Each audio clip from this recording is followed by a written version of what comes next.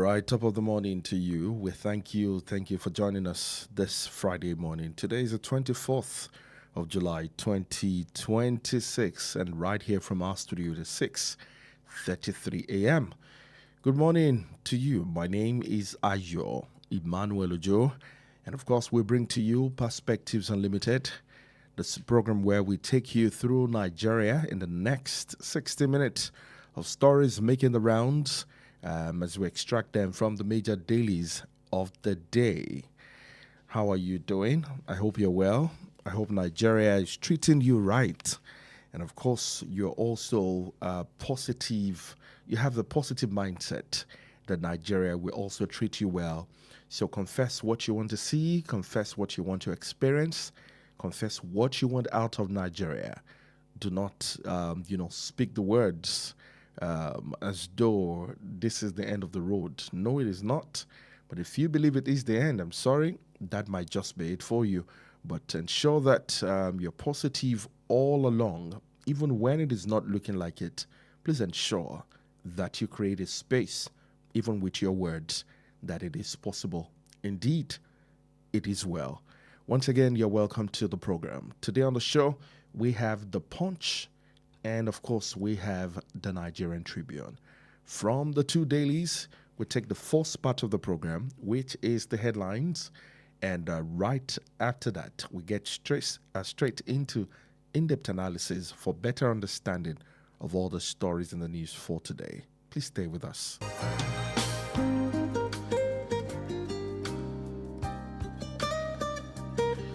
On page 30 of the Punch for today, 2023 poll, Obasanjo fault Oshoba, accuses Atiku of impeachment plot. On page 18, Tinubu expands the army to 12 divisions, approves 28,000 recruits. On page 2, walkout rocks house as state police bill passes. 3 riders to the story. The first one says, protests erupt over controversial House vote. The second one, House Majority Caucus insist on rethink of state police bill. The third, opposition challenges state police funding, plan and process.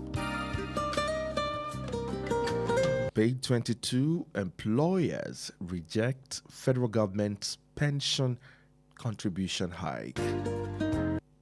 Death toll in Zamfara farmers attack rises to 23. Enugu air incident forces Benin airport shut down. NSIB begins the probe.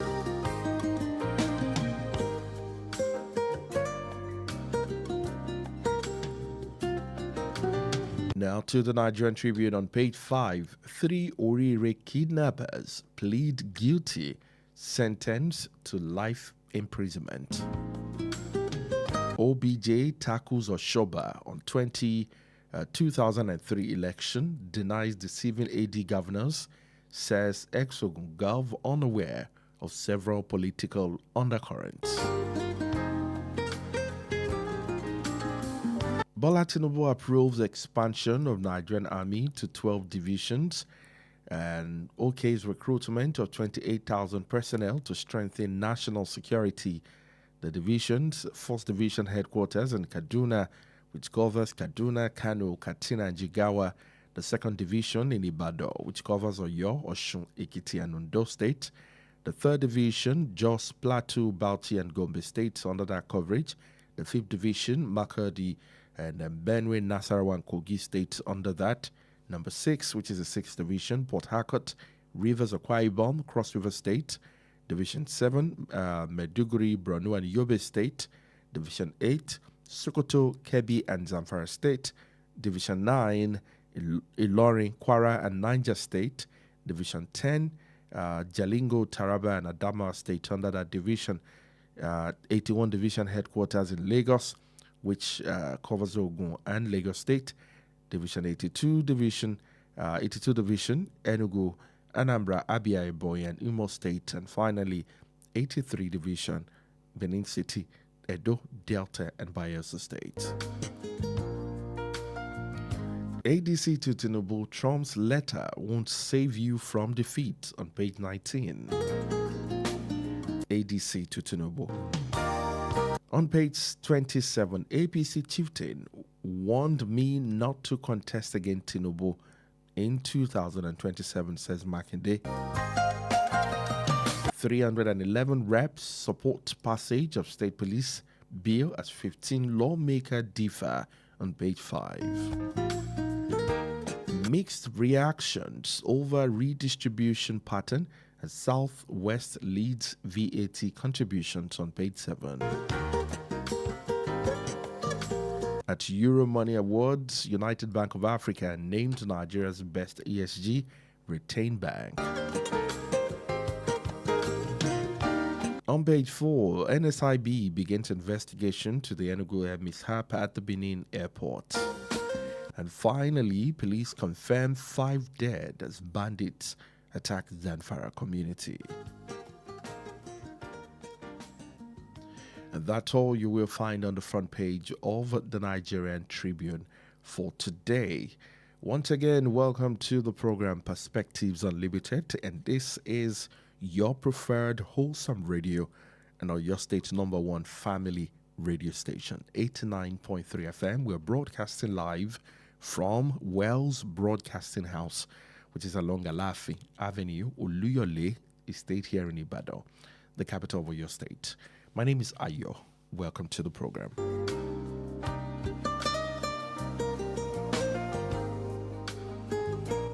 The defendants were arrested in connection with heinous crime that were committed in Oyo State against innocent children and teachers.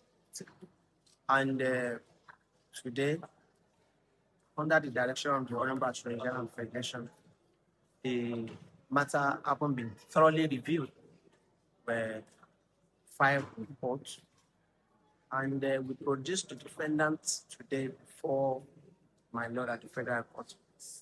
The court had the allegation the state preferred against the defendant. They therefore, having confirmed that they understood those allegations, chose to plead guilty to count 4, count 6, count 7 to 10, and pleaded not guilty in respect of count 1, 2, and 3. So we went ahead to review the fact of the case and to call witness, tender available and relevant evidence, which the court relied on and convicted those at the first, second, and third defendant. My lord had equally adjourned trial of the remaining count 1, 2, 3 to the 16th and 17th of September. The sentencing that my lord opposed today clearly demonstrates the commitment of the judiciary to the fight against terrorism, to show that in our jurisdiction, crimes has no place to stay. And your lordship, the court rather, had them pronounced today by giving them life sentence in respect of count 6. And also the first defendant has now been sentenced to life imprisonment in respect of the remaining count 6, 7, 8, 9, and 10. So in all, we are happy with the decision of the court, and we are still using this opportunity to encourage our people that when you say something, you say something. Failure to disclose the activity of your family members and friends that you know are connected to crime is more or less your demonstration of accepting and agreeing with the unlawful activity that they are perpetrating. So let this be a signal or a sign, and also a message to everyone who are planning or intends to tow this part to desist from it.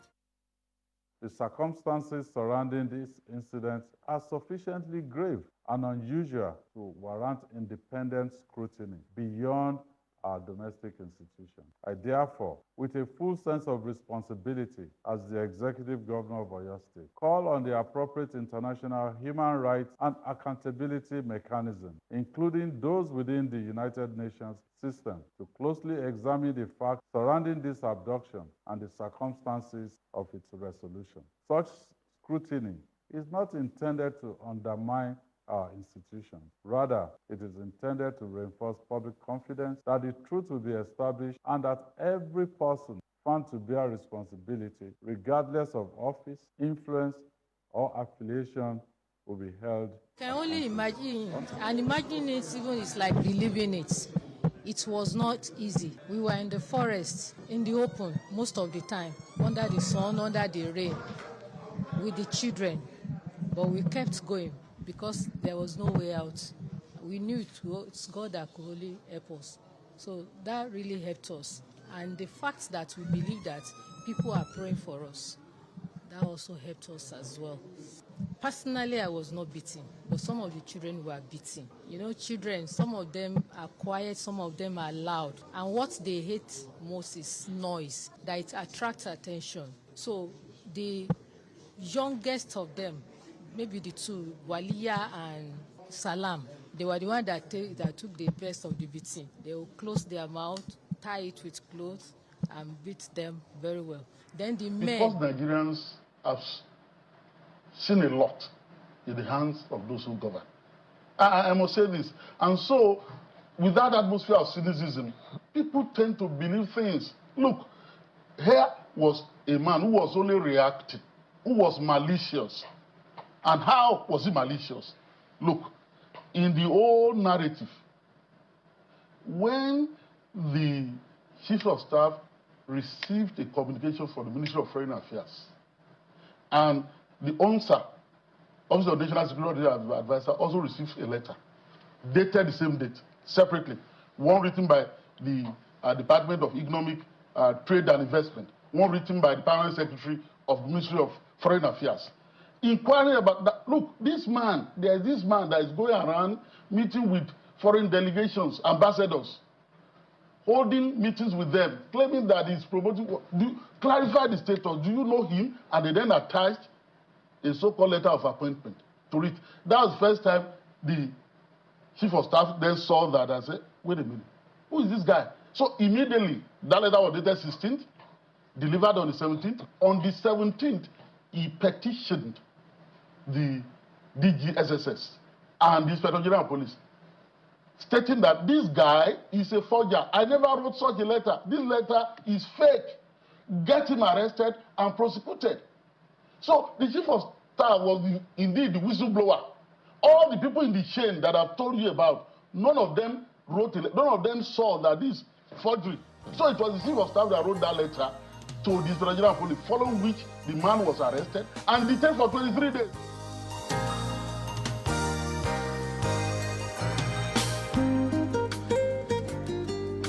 Scene after scene, layer upon layer, the story continues, and then, of course, the abduction and the release of the school children and teachers in Oriri local government area. Well, we're grateful for the release weeks after. The story is far from over. As, of course, yesterday, that story took a different dimension upon, of course, the life imprisonment sentence of the people arrested in connection to that particular incident when, of course, that release was done. We're going to get to that story in a moment. But once again, you're welcome back to the show. 89.3 FM, Wells Radio is the radio station you are listening to. Once again, you're welcome. With me in the studio this morning to help us make sense of all the stories and selected ones, Mr. Olaliko Sonny. Good morning to you and thank you for joining us. Good morning to you, Chair. Good morning. How are you doing, sir? I am doing excellently well. How about Thank you, God. sir? I'm very well, thank you. Let's start. Well, it's not light. Some people are not making light of it at all. I'd like to have your reaction to that story. It's not recent, but it's on The Guardian this morning. Christian Association of Nigeria reject proposed ban on preaching inside vehicle. That story has been on, I think, for 2 weeks now. The association, that's the Southwest region, has rejected the proposed ban on preaching inside commercial vehicles, warning that the provision could resist citizen constitutional right. The position followed the passage of the Federal Road Safety Code 2026 bill by the Senate, which proposed a 50,000 naira fine for anyone convicted of hawking, trading, or preaching inside commercial vehicles. This is a third world nation where we find a lot of, people, a lot of hawking, and then people would have to, sometimes may have to, put their things on the road by themselves, make it mobile, because they cannot afford to pay for, shops and the likes. And if you do not know, shops now go as high as 1.5 million, 1 million in some areas. And in areas that are not that vibrant, it can be also as high. I was going to say low, but also as high as 300, 400,000. And I can imagine a woman selling just a sachet of chocolate and sachet of milk and granuts and the likes. Where do I expect you to get that amount of money? But preaching in the vehicle is what some of us, grew up knowing. Personally, I know people who, gave their lives to Christ from that encounter. For that alone, I would think, okay, if no one is complaining in the bus, maybe you should just continue. But this is now going the law route. But let's get your thoughts on this and other, the FRSC one, hawking, trading, and preaching and the likes. I would like to have your position. Thank you very much. I sincerely do not understand what fuels our political leaders. Nigeria is in this very dire situation, and that is all that matters to them. Don't preach. Rather, they are talking about, don't preach, don't hawk, don't do this. I have been to a number of countries, and in all of them, there is always street hawking. In New York, there is street hawking. In London, there is street hawking. In Miami, there is street hawking. In Paris, there is street hawking. So what exactly are we talking about? Where are they learning that from? I don't know. It's not a very bad idea to learn things from other countries. In Israel, I understand too that it is a crime to preach to someone. But that's their personal problem in Israel. Here, it is not an issue. As far as I'm concerned, for as long as you are not polluting the air in the name of, if that is not the case, if you are not aggressive as regards what you are saying, if you are speaking and talking like a normal human being, I'm not bothered, I'm not disturbed. For me, it's not about what you are saying, it's about how you are saying it. If what you are saying is not repulsive and you are saying it in a very, very soft manner, you should be free to say whatever you want to say, for as long as you are not disturbing other people. So for me, talking about banning the idea of preaching in buses and other commercial vehicles is not sensible as far as I'm concerned. And as regards hawking, in all seriousness, are you aware of the fact that a number of people buy their dinner in Molwes in Lagos? They buy vegetables, they buy pepper, they buy everything. Look at people who do, traditionally should be 8 to 4. But minding the traffic situation in Lagos, it's now becoming 5 to 11. You leave home as early as 5, you don't return until it. Early as 5? 5 is, you're already late. I'm trying to be modest. You're late at 5, if you're not. If you're not on the road, that's 4 o'clock. That is the point. So how do you expect such people to make ends meet, especially how to put food on the table in the practical sense of it? When do you expect them to go shopping and stuff like that? It's not ideal, it's not normal that people should live that type of lifestyle. That's my personal belief. And that's one of the reasons why I'm in Ibadan. But people are dealing with that. Do you now say that they are unfortunate to be in a country governed by crazy people, they shouldn't eat anymore? No, it shouldn't be. Like I said, your right ends where mine starts.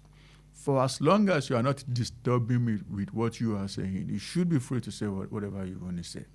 For as long as what you are saying is not obnoxious, it's not repulsive, you are saying what you want to say in a very, very subtle manner, please be free to say whatever you want to say. For as long as if that's the case, then I don't really have to care about the particular context of what you are saying. It's just that, guy, you are creating noise pollution right now. So for me, if pollution is not involved, please let it be. All right, let's move on. on. And like I said, it shows that these people are sick in the head. I'm talking about our political leaders. What they are dissipating energy on is not what concerns us as a country at this particular point in time. Nigerians want to live in a secure, number one, number two, prosperous country. How will stopping preaching in buses ensure these two? How will not hawking in buses or at commercial parks ensure these two? It shows that they are totally out of tune with what the average Nigerian is dealing with. That's how I say it. Before we go to the Oriri story, I would like us to talk about the walkout that rocked the House as the state police bill passes. The House of Representatives on Thursday approved the Constitution Alteration Bill seeking to establish the state police across Nigeria. And despite protests and walkout by members of the minority caucus who argued that the legal framework required further refinement and that the constitutional amendment process was not properly followed. The bill, titled A Bill for the Act to Alter the Constitution to provide for the establishment of the police service and for related matter, secured the constitutional requirement 2/3 majority after consideration of the House. Let's look at their argument that it requires further refinement. What are your thoughts on that? Thank you very much. Like I said, this is not an amendment to an act.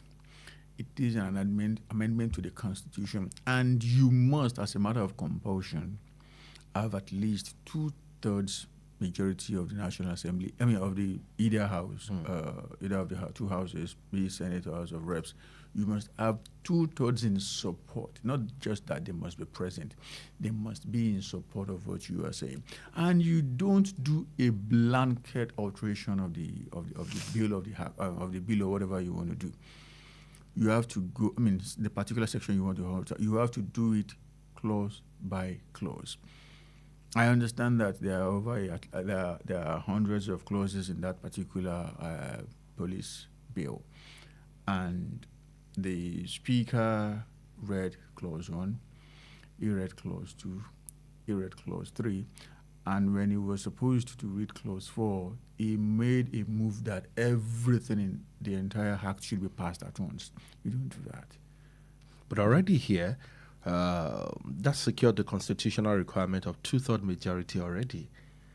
Just like you said that it requires, even though they are expected to run through the clauses, but 2/3 majority of them already approved to that already. You're not getting what I'm trying to say, bros. What I'm trying to say here is this: 2/3, 4/5, whatever. You must say exactly what they are. Run through to 100 exactly, clauses. so that they will know exactly what they are approving. The content is it. Not just that, everybody say hey, everybody say nay. You don't do things like that. That's number one. Number two, there were issues as regards the quorum of the House, if they actually had 2/3. Members of the opposition said that we may be present here, but you have not sampled our opinion to know if we are interested in what you are saying or not. And you must pass through us. We are physically present doesn't mean that we are pending our signature to what you are proposing. So let us know who exactly is in favor of what you are bringing and who is not in favor. But the Speaker decided otherwise. And he said, for as long as you are there, I count it to be that you are part of what you are doing. For as long as you are here, and we, in my opinion as a Speaker, I believe we are all in the same bus, then I move to have everything passed. Is this the beginning of the failure of the state police structure, even before I say it as the such. beginning of I see it as such. I see it as such. In the previously passed bill, they said that governors are now going to be members of the Nigeria Police Council. Now that has been altered. Governors have been hedged out. A lot of things have happened that are totally different from what was initially passed and what is being passed right now. And these guys, for reason other than common sense, are not. And I should tell you that it is a presidential bill. It came from the president. So it's the president who knows exactly what is in it. Is it something that is going to be okay with Nigerians? We don't know, simply because people should have read it to our heads. They didn't do that. Beyond that, they should have gone across the country. When you want to alter the constitution, I mean, common sense, in fact, the law says that you should take it to regional basis for public hearings, not just in Abuja. They usually come to Ibadan, Lagos for the Southwest, Benin or Port Harcourt when they want to do it in the South-South. I mean, take it to the people, let them come in. The members of the National Assembly will actually come there, members of the Constitutional Amendment Committee. They will come there, they will talk to the people. I mean, are you in support of what you want to do? Come and say your mind. Thereafter, upon approval by the National Assembly, they will now send it back to each and every of the 36 houses of assembly, and they must have 2/3 majority. Now that governors have been hedged out, who can tell if state houses of assembly, who are actually an appendage of their respective governors, are now going to approve it? And should they shoot it down, that's the end of it. All right, we're going to take a break. When we come back, you're going to answer this question. Is this what we're experiencing on the part of the House? Well, I would like to talk about seeing, lawmakers walking out as a thing. Is that the appropriate way to giving reaction when issues like that happen? But reading 4 clauses out of 100, are we going to call that politics or laziness? We'll look at that and more when we come back right after the break. So we have your opinion. Still Perspectives Unlimited. Stay with us.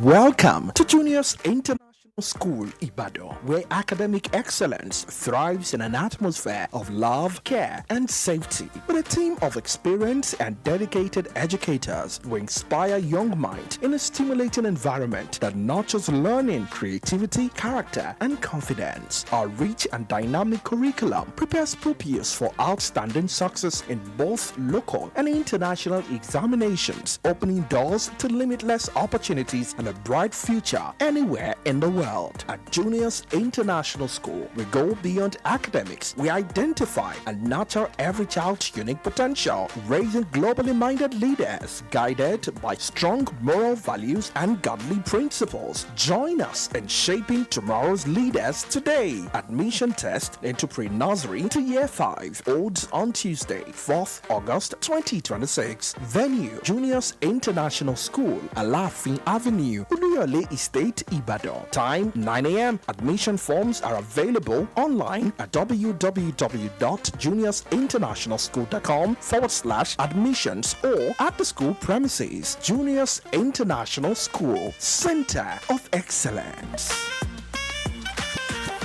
How long will it take you to confirm payment? I have been waiting for the past 1 hour. I'm so sorry. Our network is slow. I will just run out of data. Same excuse yesterday. It is unacceptable, please. You better switch to One Data Internet Service. One Data? Yes, One Data. One Data is an internet service provider with the best alternative and solution for unlimited speed. One Data provides fast and reliable internet service to organizations, homes, and places of interest in Nigeria. With One Data, you get to enjoy the premium internet service with dedicated unlimited internet speed at all times, 24/7 fantastic customer service and support, and you enjoy a 1-month free subscription when you make payment. Now is the time to say goodbye to downtimes. Sign up with One Data today on 0811 223 2671 or visit www.onedata.ng for more inquiries. One Data, unlimited speed. Hello, Miss Flora. Finally, this holiday is here. But honestly, I don't know what to do with my children. Why? Aren't you excited that you're on break? Excited? One talks from morning till evening without control, and the other one can barely introduce himself. I'm worried about both of them. Now you see the work that we teachers put in. But then, I have a perfect solution for you. Why not enroll them into the Wells Radio Media Academy Summer School 2026? Media Academy for children? Absolutely. They'll learn public speaking, broadcasting, confidence, communication, and so much more. Matter of fact, I'm enrolling too. I want to sharpen my public speaking skills before the new school term. Really? Then we are definitely coming.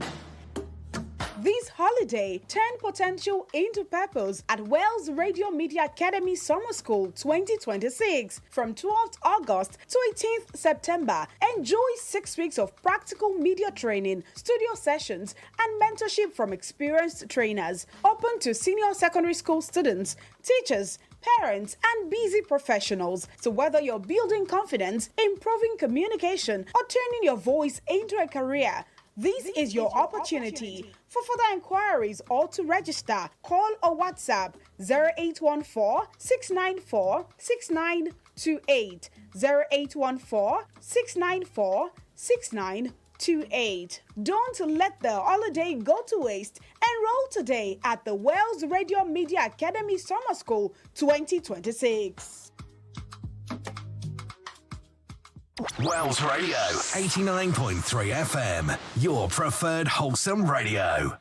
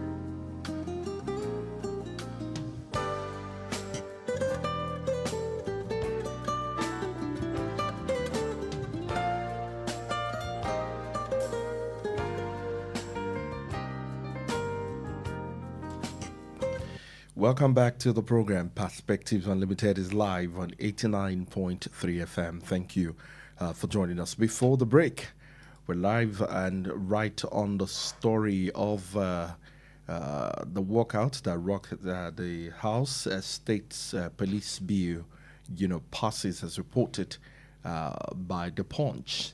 And then I asked the critical question of, is this laziness or politics? And also, I'd like you to react to the kind of reaction when you see lawmakers walking out on the House. Thank you. Is that appropriate? Is it constitutional, or just some human feeling when you're upset? Thank you very much. Number one, it wasn't laziness because they were not expected to finish everything in one day. Take, for instance, there are 100 sections that you want to run through. You can do 15 in one day. The following day you do 20, depending on how much you have.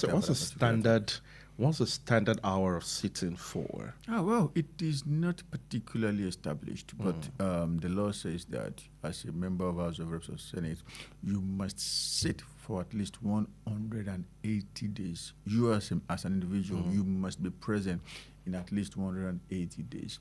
But guess what, bro? We don't even have 180 sessions. So if you don't have even if you intend to attend all the sessions, you still will not meet the required and the constitutional requirements, simply because the House itself is not even sitting to meet the constitutional requirements. As regards the number of hours you can spend while sitting, it depends on what you have on your table. It's not an 8 to 4 job. There is flexibility depending on how serious you are. You can sit till late in the night. They do sittings in the US till 2 a.m. sometimes, 2 a.m. from 8 a.m. It's like almost a full day. Then following 8 a.m., you are back. So it depends on how you are serious with your job. That's it. They could have done 10, 15, 20 in one day, and you come back. The point is that they are trying to hurry it up for an agenda that I still cannot figure out. It's not a noble agenda, I believe so. Because if that's the case, you won't overlook some very key steps that you need to take before coming up with that law. That's it. As regards working out, it's not a Nigerian thing. it's you. I mean, a lot of members, a lot of politicians, House of Representatives who belong to the opposition party, they raised their hands. Oh, point of order, point of order. They were screaming, but the speaker didn't look towards their side. So it was their own way of saying, Mr. Speaker, you might have done whatever you want to do, but we want to have it on record that we were not part of what you did. So we are working out. It didn't start today, and it's not a Nigerian thing. It is a global thing. It's what the opposition does to register its displeasure to what they. It's a game of numbers. Absolutely. You may not have the number, but you have your legs to protest. That's why they walk out. Now, let's go to the Orire story here. Remember, you can be a part of the conversation this morning to share your own perspective with us. 0916-893-1000, 0915-333-4893, and 0911-333-3893. Studio lines right there. And of course, if you're watching on Facebook, you'll find it also on the scroll bar right on our Facebook page. Nigerians waiting for what the state police structure would look like. But hey, it is what it is. We'll keep our fingers crossed. Good morning. Good morning, West Lady. Good morning, Mr. George, and thank you for calling. George calling from Ologwe. Thank you. Good morning, Mr. Funny. Good morning, sir. Thank you. Okay, we are seeing repressive governance. It's not a good thing in a democracy. Now, look at the story of John the Baptist in the Bible, how he was beheaded. Are we not trailing the same system now? Look at the children that were kidnapped in Oyo State, and look at the judgment that we got for those who confessed to be the people who did it. You know of two teachers that were killed. One was beheaded.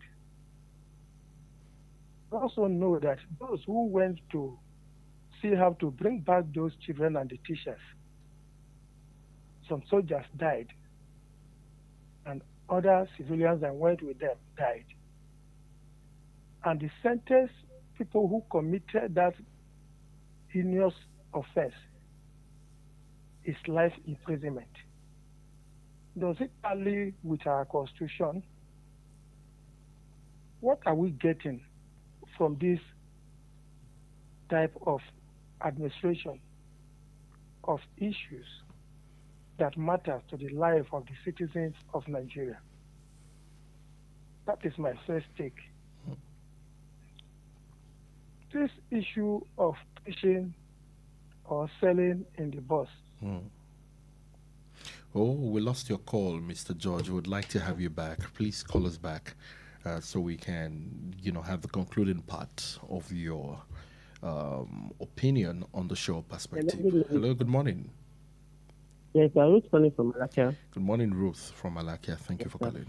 Thank you, sir. As regards the Orire matter, it's high time our government start taking stronger action against terrorism by ensuring the offender face the full weight of the law. We can see it in the past, how they treat any offender, if applicable, if they will give them death sentence. And we see that the highest of criminality reduce.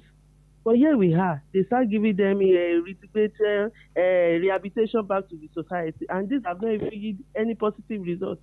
So our government should please apply a strict method to fight this terrorism, because with all this, it will even send a real signal to anybody that wants to do it again. They say, if we do it, they will give us plea back again. This is really bad. So our government must adopt smarter security strategy and protect lives and property of all Nigerians. We can't continue like this, for God's sake. Good morning. Good morning. Thank you so much from Malakia. A federal high court sitting in Abuja has sentenced 3 men to life imprisonment for their involvement in the abduction of pupils and teachers from a school in Orire Council. of Oyo State. The three abductees, Abdulrazak Umar, Yunusa Musa, and Shamu Hadamu, also, they were convicted and sentenced yesterday by Justice Ibrahim after pleading guilty to 2 out of the 10 counts of which they were arraigned. However, the DSS has said that it will appeal the life imprisonment of the three men. The DSS, who stated that it was not satisfied with the verdict, says that the sentencing is not commensurate with the crimes committed in Oriri, citing the beheading of 2 teachers by the members of the terrorists. We are aware, at least the footage of the first one was published. We're not sure. Is permanently etched into our head, into our memory. I mean, I couldn't see the video, so I did. I mean, I protect my very strong graphic images of such. Yes, but we're not sure how the other man, which of course should not bother us at the moment because families are grieving. But I mean, they said, but speculations online and in different areas as to these men. Are we sure these are the ones really that need to be taken to court, or something else is going on? Hello, good morning. These are the message. Thank you for calling. Yeah, concerning kidnap, much more is being expected from their judgment, because how would they sentence them to life imprisonment? Because that's not a fair judgment. I did mean they are fighting against terrorism since the level of insecurity we are facing in this country won't reach this level. But these people know that after all, the highest judgment that they will pass to them is life imprisonment, and not even death or death by hanging. So I believe our leaders can do better. Thank you very much. Thank you. Thank you. How do we know a fair judgment in this case? Thank you very much. A fair judgment is, at least in the minimum, something that carries the exact weight of what you did. These people chopped people's heads off. I mean, that, in my opinion, should be a fair judgment, taking their lives. But we need to be very, very, very careful here. This is a very, very, very tricky situation. If it were to be the people who did the job, I would have said, chop their heads off. You think they're not the ones who did the job? They are not the ones that did what happened in Uriri. The reason why the SSS took them to court is because they knew the people who did the job. They had information that they were going to do the job, and they did not notify the authorities. That, in my opinion, is something that is very, very strong as well. But there's a difference between knowing about something and not informing the authorities and actually doing that then. I am not particularly concerned as regards the punishment given to these people. I am okay with the life imprisonment for them. At least that will make anybody who might be aware of something like that in the future to speak out so as not to spend their lives behind bars. Sending someone to prison for life is, in my opinion, a very beautiful way to make them regret what they have done. In this particular instance, these people were not the ones who killed those children. They didn't kidnap them. They killed those two teachers. They didn't kidnap those children. They only knew about it and they didn't inform the authorities. But I mean, I'm coming somewhere. Okay. If tomorrow comes, someone hears about it, it will think about the people who are spending their lives behind bars and will rush to the authorities. So if only for that, I support the life penalties and life sentence penalty. But we are nowhere near where we should be. Where we should be is that we should be talking about, this is the guy who killed those people. This is the guy who actually led the operation that saw to the kidnapping of those children. I want to see the people who did that particular. Now, please, pardon me, please. Yeah. Something is not very clear here.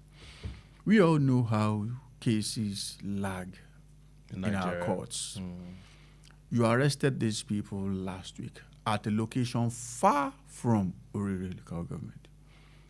And true to them, they said that, yes, they didn't do the job, but they knew about it. They knew the people who did it. Why have you not arrested the main culprits? No, because these three men have been tagged abductors of the school children. 20 seconds, please. Yeah. That they arrested them last week and got judgment today, which is totally alien to the way we do, to the way we dispense justice in this country, is suspicious, to say the least. Now they have been tagged as abductors. I went through the charges. Not at any point did they say that you, whatever, did this particular thing. What they said was that you knew about it. So maybe accessory to the crime,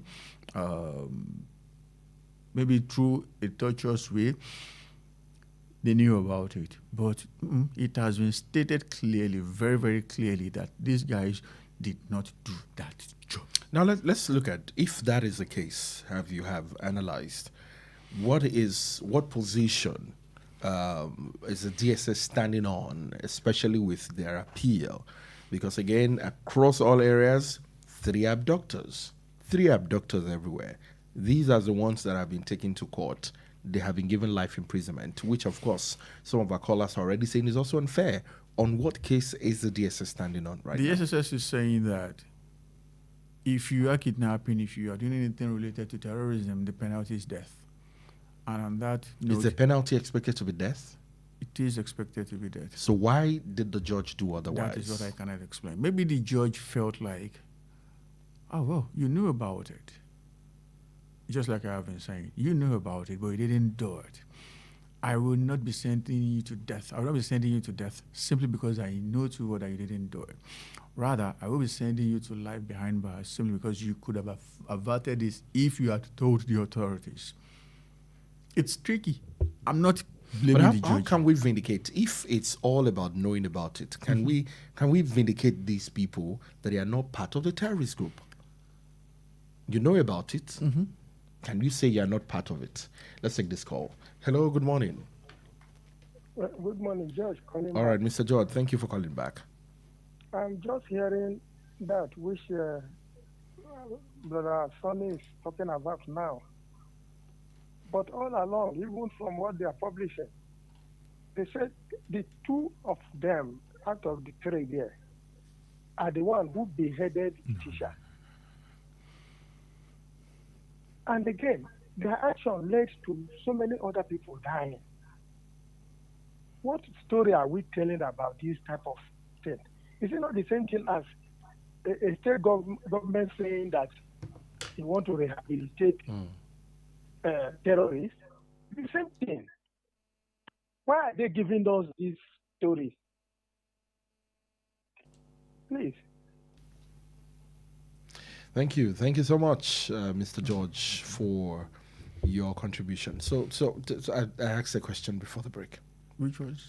Can I remember myself now? No, the truth of the matter here is that the judge did what he did or she did simply because of the fact that the judge wasn't particularly convinced that. Okay. Let's take this. Good morning. Yeah, good morning, West Radio. Good morning, Mr. Salami. It's been a while. God bless you, Mr. Ayo. Thank you. I'm calling from water. Yeah, God bless you, sir. God bless you too. West Radio. Thank you. Mr. Ali Concerning, good morning, sir. God bless you. Good morning, sir. Yes, sir. For me in this country, I think it baffles me the way things are just turning, and especially when it comes to justice for the masses.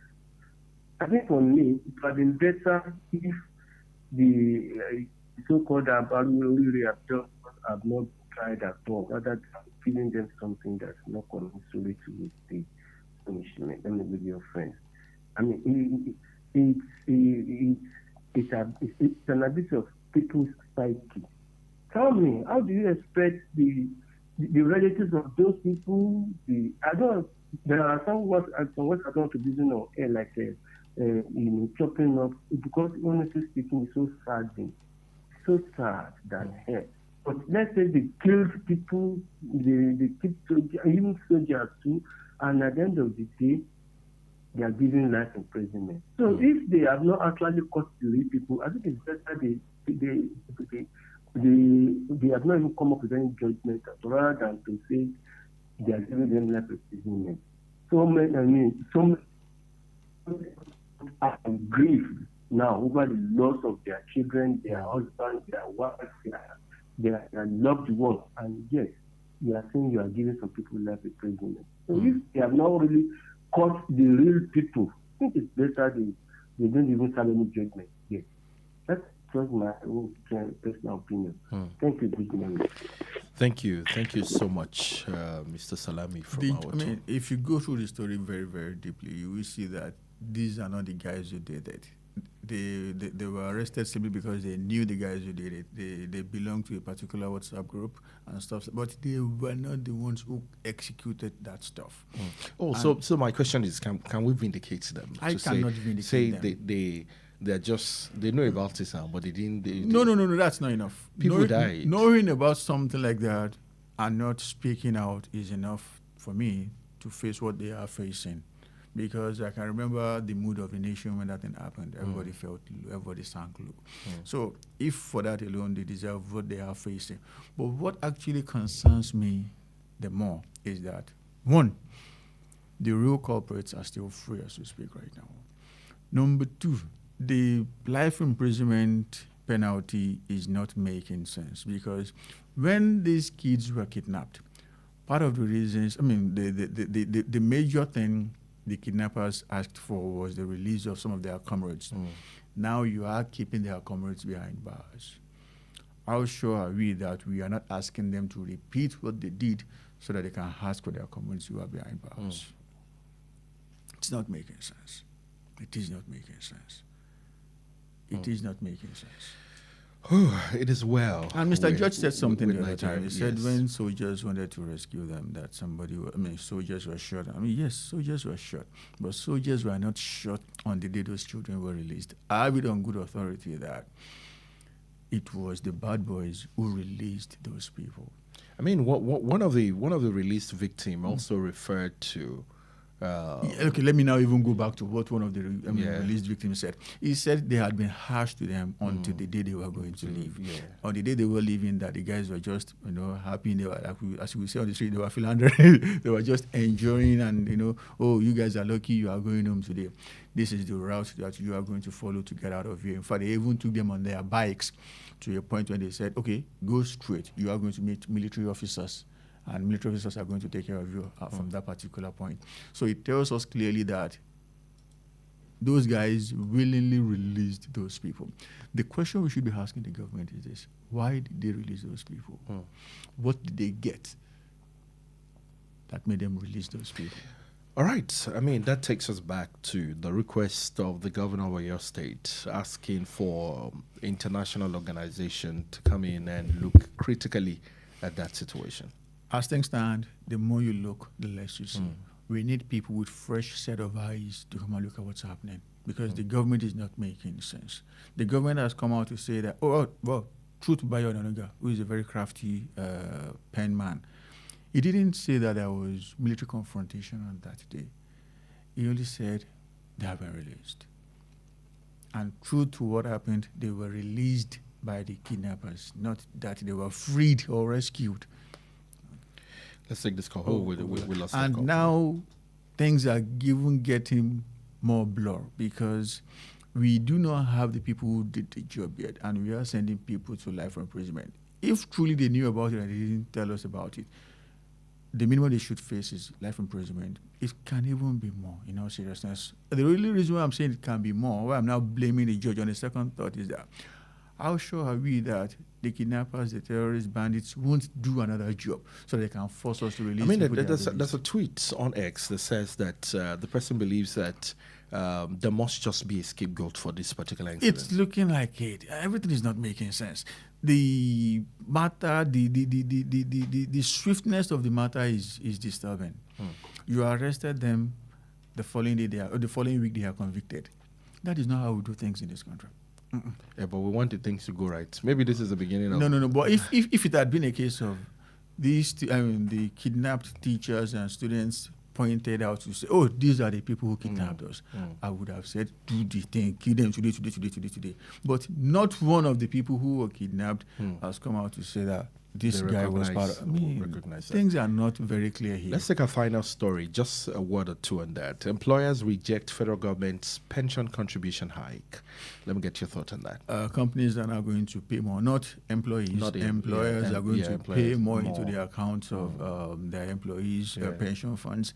And at the end of the year, despite paying more now monthly, you will be asked to pay 3% of what the employee is receiving for the whole year, the 3% of the annual pay. Employers go vex. Them go vex. That's a lot. It's Christmas party for employees, but for employers, I mean, it must be fair and balanced on both sides, I believe. As of course, economically too, things are smiling. Let's smile. Yes, let's agree that they are smiling. I think for the sake of this conversation. Hello, let's talk to you in 1 minute, sir. We're about to leave. Yes, 1 minute. You can see why the Governor Sheyi Makinde was requesting for a better investigation. Are we not getting confused about the whole thing now? We will not get the truth. Thank you. Hopefully we do. Thank you, Mr. George. Thank you so much. That's all we can take on the show today. Mr. Lali Koswani, thank you so much. It is always an honor to be here. We'll keep our tabs on the stories. And, of course, Kunle Olobu will be back on Monday. Tomorrow, of course, roundtable. I'm not sure who will be here. Either Kunle or myself. Either of us will be here. Chukwemeka is on holiday. So we're going to be here tomorrow. Just join the roundtable tomorrow as we look at the stories the weekend way. That's all we can take. We appreciate you, Nigeria. Thank you so much for your state. Remember that we cannot be tired of praying for our nation, even though if sometimes it feels like it. Now, what are we praying for? But you know what? We're praying and we're saving it in the voice bank, because it's never going into a voicemail of God. God can indeed hear us. Get your PVC, register, go and register. Go again and again and register. The registration is still on. Do not procrastinate. Please do it today. That is the... Yes, you can also do it. You can also do it. You can start registration on your phone. Your mobile phone. cvr.inecnigeria.org. cvr.inecnigeria.org. Please follow that link and do all that you need to do. You can also go to their office for any, technical support that you desire. Let's just be patient with them. You might not get it as fast as you will get some of, but it is actually now very fast.